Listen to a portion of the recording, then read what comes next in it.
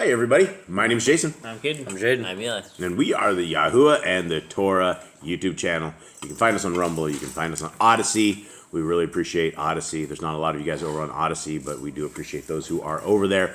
We do appreciate those who are on Rumble, and we love all of you guys on all platforms, and we thank you.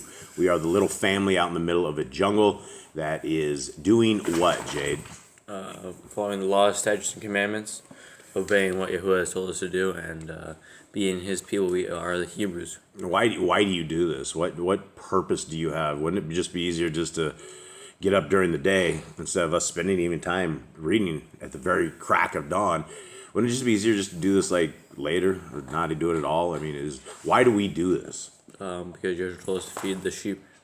Yeah, feed the sheep, and we're supposed to fish for men. We're supposed to find the lost tribe of Yisrael, and the lost tribes of Yisrael are the people who are obeying the laws, statutes, and commandments. And the laws, statutes, and commandments are found in the first page of Genesis and found towards the end of Deuteronomy, but all through scriptures from the first page to the end is of vital importance. And the Revelation 14:12 tells us the only people that are saved are the people that are obeying the commandments, and they have the faith of Messiah Yahushua, who you guys know as Jesus the Christ, because there were no J's in Hebrew, so his name is not Jesus. But is today Easter for everybody? Yeah. Oh, I guess the pagans are out there celebrating. If you're celebrating Easter, that is very, very unfortunate. You should not be following in the steps of the nations. You should not be doing what the pagans do. And Easter is a fertility. She's a goddess, Ishtar. She was a fertility goddess. I guess she dropped out of the sky in an egg or something, popped out of the egg, and then was doing all sorts of terrible things. And it comes from very bad origins, and you would never, ever want to be having you or your kids or anything celebrating in the rites of Ishtar. And so hopefully you guys are not doing that. Hopefully you guys are set-apart people, the set-apart people of Yahuwah. Have his appointed times, and we have a Passover coming up in a couple of days. I know a lot of you guys have the lunar folks that keep it. I've just kept it last week. Others are keeping it here and there. If you're keeping it, I salute you. If you are keeping the appointed times of our Creator, regardless of the calendar that you guys are on, I salute you guys, and hope that we can meet up in the kingdom to come, where we have a little bit of guidance and a little bit of forward thinking by Messiah, who can give this all to us. Okay, guys, this is Yah Scriptures. This is the greatest English translation you'll find. 103 books. It's coming close, I guess, to a 3-inch spine. I guess it's a little under that. Miss Nicole told me yesterday that she had told me before it was under 3-inch. I thought it was like over 3-inch spine. So that makes it a little better. It's 3,153 pages. A lot of books, 103 books. All of the books that have been removed out of Scriptures are all put back in there. These are all also restored fully with the names of our Creator, with His Son, with all of our forefathers. So you have all of these. You will never, ever find a Scriptures complete like this. And as we are in the end of days, literally, we are in the end of days, these are things that everybody would probably want to have a hard copy of. We never know when things are going to stop, when you're not going to have access to things like this. And so if you want the hard copy, this is where it is. And this isn't just a hard copy. This is another Bible that is given to our brothers and sisters in chains. With every bit of the prophets in this, we're able to buy one full Scriptures and put it into our brothers and sisters. So you guys are not only just getting value from this, but you guys are helping us feed the sheep in prisons, and that's a very huge thing. Now, downloads, guys, we have a brand new download on our downloads. This is a brand new book that Nicole and I got done doing. It's a rework of Vain Traditions. It is basically Vain Traditions Part 2, but it's called Traditions of Men, and it is a download and a book that I think everybody should read. We're going to be doing a series on it very, very soon. Free download, absolutely free. It's going to be heading up to Amazon very, very soon, so there will be a hard copy of color.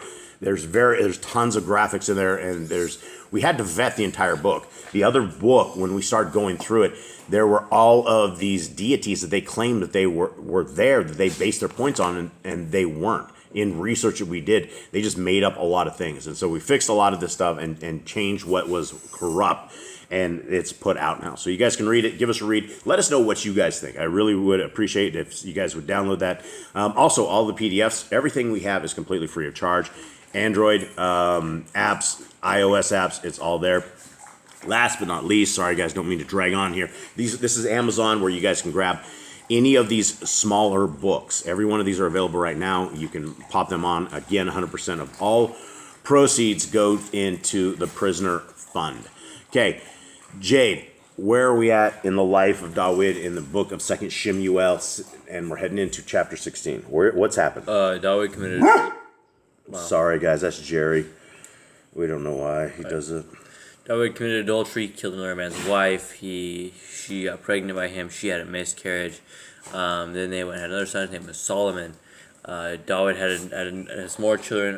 One called Amnon and one called Tamar. Tamar is the full blood sister of Absalom, and Amnon raped Tamar, and Absalom killed him 2 years later when he got drunk and then killed him. Absalom left, ran away for a whole bunch of years. David called him back because Joab convinced him to bring him back. David brought him back. Absalom, and then now is reigning over Israel. He took over. He got all these people to follow him. He blew trumpets, and all these people are following Absalom. David is now in exile. He's running away from his son. Okay. Let's see. What happened in yesterday? Eli, you remember what happened yesterday? Oh yeah, David lost his spot in the kingdom. Right. There's something else, right? He sent some spies in, basically. Yeah, They passed over this. Where'd they go, Jade? The river they passed, and the Kohen had the Ark of the Covenant, and they let everyone pass over. Then they went over, but he sent a few of the people back to go give bad advice to Absalom. Okay, cool. We got it. All right. So thank you very much. Let's begin. Chapter 16, verse 1. And David had passed on a little from the summit and saw Ziba, the servant of Mephibosheth, who met him with a couple of saddled donkeys, and on them 200 loaves, and 100 cakes of raisins, and 100 summer fruit, and a skin of wine. Guys, we are so sorry. The dogs are like going crazy. They're surrounding the table. Let me see if we have to stop. All right, guys, let's talk about Mephibosheth. Who's he? He was Jonathan's son. Yeah, and so where did he come from? And what's he doing right here? What did he just do? He basically just brought them all food, all his people food. Yeah, a lot. And some wine. Yep, a lot of food. Okay, 2. And the sovereign said to Ziba, "Why do you have these?" And Ziba said, "The donkeys are for the sovereign's household to ride on, and the bread and summer fruit for the young men to eat, and the wine for the weary to drink in the wilderness." And the sovereign said, "And where is the son of your master?" And Ziba said to the sovereign, "See, he remains in Jerusalem, for he said, 'Today the house of Yisrael is going to return the reign of my father to me.' And the sovereign said to Ziba, 'See, all that belongs to Mephibosheth is yours.' And Ziba said, 'I have bowed myself. Let me find favor in your eyes, my master, O sovereign.'" So, this dude, he's basically a servant of Jonathan's son. He brings David all his food. The donkeys try to help him get his kingdom back, and he's like, "Where is Mephibosheth? Where's your master?" And he said that he's going to get the kingdom back because he thinks it's going to be children of Shaul are going to get the kingdom back. So this dude just betrayed David. Did he just betray him? I see that. I see that. I see that betrayal. I don't think so. I don't think Mephibosheth was he was a lame kid, right? Mm-hmm. That's a kid that's lame in both feet, right? Yeah. So I think what is happening here is I think that because of the uprising, I think that they think that these people are going to give him the kingdom back. I don't think he betrayed him. What, do you guys all get that he betrayed him? Yeah, he's it feels like say the house of Israel is going to turn to the reign of my father to me. So he's basically trying to take over. And then David said to him, "To see all that belongs to Mephibosheth is yours." Yeah, he basically just gave all his inheritance away. He's like, everything that was Mephibosheth is yours because you took care of me. Yeah, well, okay, so 4, that's on 4, right? Yep. Mm-hmm. Okay, 5. And when sovereign David came to Bahurim, he saw a man from the clan of the house of Shaul, whose name was Shimei, son of Gera, coming from there. He came out, cursing as he came. And he threw stones at David, and all the servants of sovereign David, and all the people, and all the mighty men were on his right and on his left. And this is what Shimei said as he cursed, get out, O man of blood, and man of Belial. Yahuwah has brought upon you all the blood of the house of Shaul, in whose place you have reigned. And Yahuwah has given the reign into the hand of Absalom your son. And see, you are in your own evil, for you are a man of blood. All right, so do we still think Mephibosheth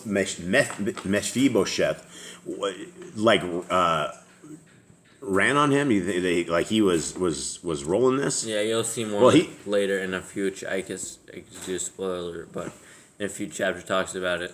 Huh, I just don't remember that. I guess this is the power of getting old. All right, let's continue on. And Abishi, son of Zerah, said to the sovereign, "Why should this dead dog curse my master the sovereign? Please let me pass over and take off his head." And the sovereign said, What have I to do with you, you sons of Zuriah? For let him curse, even because Yahuwah has said to him, Curse David. And who would say, Why did you do that?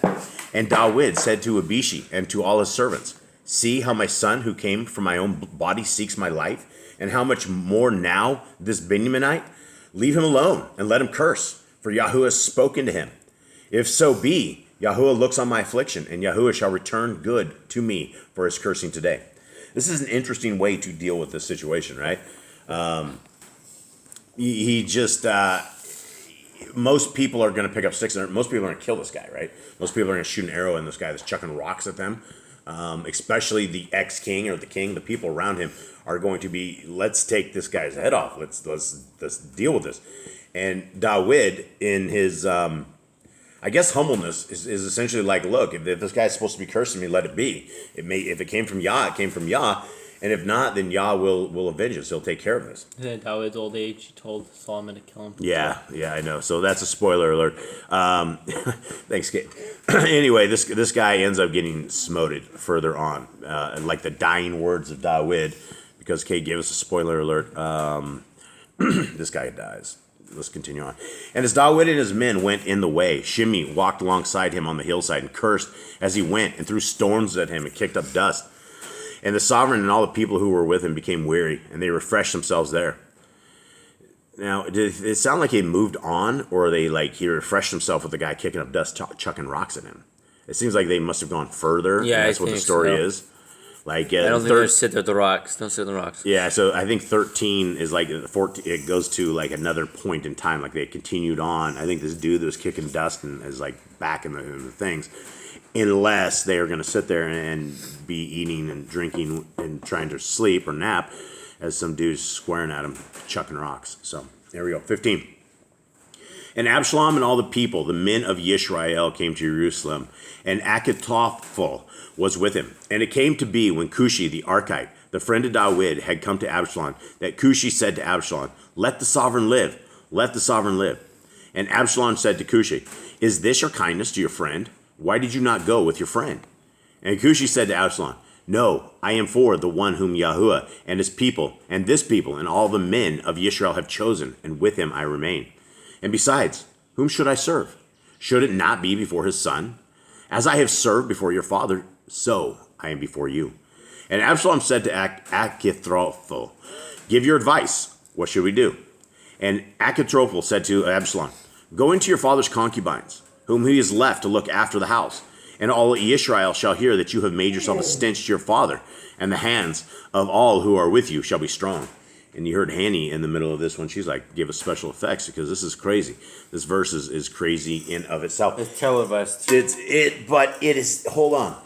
Remember Yah's prediction? Yeah. Yah said your women are going to be defiled before your eyes in front of everybody. So this is nothing but prophecy. This is nothing but the hand of Yah that this happened, or this guy said this, because this dude Achitophel was sent back by David, wasn't he? No, this is a different guy sure? that was with him, and he prayed that Achitophel would give him bad advice. Oh, right, this is the dude, and so this is the bad advice. He sent Abiathar back. Okay, yeah, he sent 3 people back. Yeah, Abiathar and 2 other guys. Okay, but there's 3 people back there with him, right? Yeah. Like 2 guys went first, and then the other guy who was supposed to get up with him. Okay, so this guy was the bad dude. So this is the dude that's actually giving him bad advice. But the bad advice is actually from Yah, right? I mean, this is the hand of Yah that's doing this. 22. So they pitched a tent for Absalom on the top of the house, and Absalom went into his father's concubines before the eyes of all Yisrael. Now, hold on, we'll discuss this. Let's finish this. Now, the advice of Achitophel gave in those days was as if one had inquired at the word of Elohim. So was all the advice of Achitophel, both to David and to Absalom. Yeah, he's not asking Yahuwah for any advice there. Yeah, and this is a weird thing. This is a like a freak show kind of a gig. Way to get like vengeance. A total weird way. It's like I think Absalom could think he can get away with it because David did nothing to Ammon, right? When he raped his daughter, so he's like, maybe I can just get away with this. So he's like, David can't stop me. He can't stop his own children. He can't stop me. Yeah, maybe. It's just there's a weird thing that David can battle like everybody under the sun except for his own kids, and his own kids own him every time they go against him. And so I guess that's it. Anyone have anything else on this particular thing? Nope, that's a strange chapter. Yeah, so yeah, very strange chapter. So, all right, with that, guys, we hope you have a wonderful day. We love you all. Have a great day. We are out. All right, shalom.